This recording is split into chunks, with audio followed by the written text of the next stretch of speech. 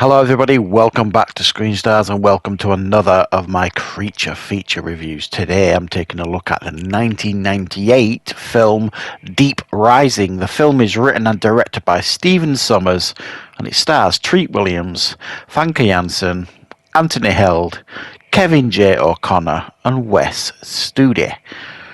Now, the film focuses on Treat Williams' character, John Finnegan, who is, he's got his own boat business and he's got a no questions asked kind of motto. So he's basically got a boat full of mercenaries. He's taken into a particular location, and this location turns out to be an ocean liner, a cruise liner. When they get to the cruise liner, they find that the whole place is abandoned. Nobody understands why. They're there to rob the place, but there's something quite clearly more sinister at play here. And what that thing is some creature that has risen deep from the ocean and caused chaos on this ocean liner. And these mercenaries are next. Right, what are my thoughts on Deep Rising? Well, this is probably as close to a big budget, popcorn, fun, exciting creature feature as you're ever really going to get. This is definitely one of those that you can just kind of kick back and enjoy. It's the very definition, really, of dumb fun. It's really got its tongue firmly stuffed in its cheek. It doesn't take itself seriously, and it kind of, I like it when films do that, these type of films, when they kind of invite you in as an audience member as if to say, let's go and have some fun. And that's what this film is really. It's like a non-stop roller coaster ride of fun. And Stephen Sommers, as we know, he did the Mummy film, he did Van Helsing and all sorts of stuff like that. He knows kind of how to handle these type of films. He does very, very good job with them. And this film is very, very nicely paced.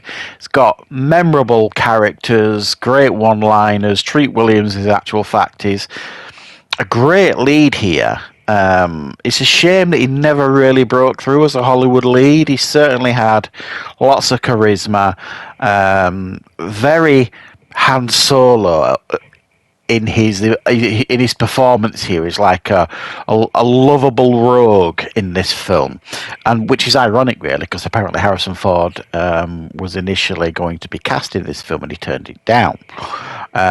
So I don't know if he knew that Treat Williams and he called on his inner Han Solo. I certainly doubt that very much, because Treat Williams is always kind of like this if you've seen a lot of his films. But he's very, very good, and he makes a really solid lead here.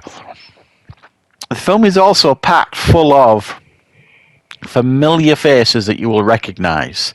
In regards to the slimy bad guy, Anthony Held, you'll recognise him from Silence of the Lambs and other stuff, and he plays the role beautifully as this horrible pantomime villain. You've got these mercenaries led by Wes Studi, who again you will recognise. And loads of these mercenaries you will recognise as well. You've got Jason Fleming, Cliff Curtis. I mean, the list goes on. They're all very, very recognisable names and faces that you'll see as these mercenaries. And ultimately, it just kind of is well made and well constructed, this film. It's got some quite tense scenes in it as well. It's not just an entertaining romp. It is definitely that, but there are some genuinely well-crafted moments of tension here. And I think a lot of people forget that. Certainly, as well, he did this with The Mummy. You know, yeah, that's big budget with big special effects and all that kind of stuff, that film. But there are actually some quite scary moments in that as well. And this certainly has them too. There's some memorable scenes as well, some very graphic scenes, I suppose you could say, when they discover all the bodies at the bottom of the boat. You know what I mean? What this creature's kind of been doing, it just dissolving these people and just crapping them out, basically. So it's just skulls and blood everywhere. That scene where it kind of spits the guy out and he's like half dissolved, sort of thing, is nicely done and very, very effective. and it feels like a cross between a creature feature like slash disaster film, almost like Poseidon Adventure type thing. And it's always been a favourite of mine for that type of reason. I love disaster films, I love Poseidon Adventure, and I love creature features, and it's kind of blending them all into one here. And it's got a really cool ending as well. The whole ending when they're on the island at the end, and they think they're safe, and then there's this kerfuffle in the trees and screeching and growling coming at them, and then he does his catchphrase. Now what? I think it is. Now apparently, I didn't know until I was kind of researching this. That was more than just a nod to like Skull Island. It was actually going to lead to a King Kong reboot sort of thing. But the film didn't do well enough. And it's no surprise really why the film didn't do well enough, because it was released at the time when Titanic was riding high at the box office, and like taking everybody's money. So anything that basically went up against Titanic in them 2 or 3 months, it was ruling the box office, and longer probably.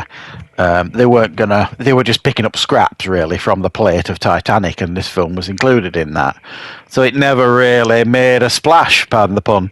But it did well on home video and all that kind of stuff, and it was always a favourite of mine. If I had to pick between like the ocean themed creature feature films that I've reviewed, Leviathan, this, and Deep Star 6, this is the most entertaining.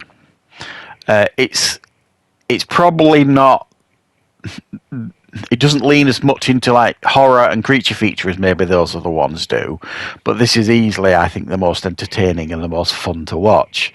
It's like I say, it's got memorable characters, fun moments, doesn't take itself too seriously. Okay, the CGI for the creature has dated fairly poorly, but it doesn't. It's not ruined or anything. Don't watch it and start laughing at the effects or anything. So I think this is a really fun, cool creature feature. If you haven't seen it, if you're watching this review and thinking, well, I've never seen this film, well, I would definitely recommend that you do. It's a lot of fun, it's a lot of entertaining, just don't take it too seriously. So thanks for checking out this review. I will of course be back with plenty more reviews and content on the channel. Please, if you're new to the channel, please consider subscribing. It's very, very helpful. Like and comment is great for the algorithms and everything, and you are most welcome. So I will speak to you very, very soon.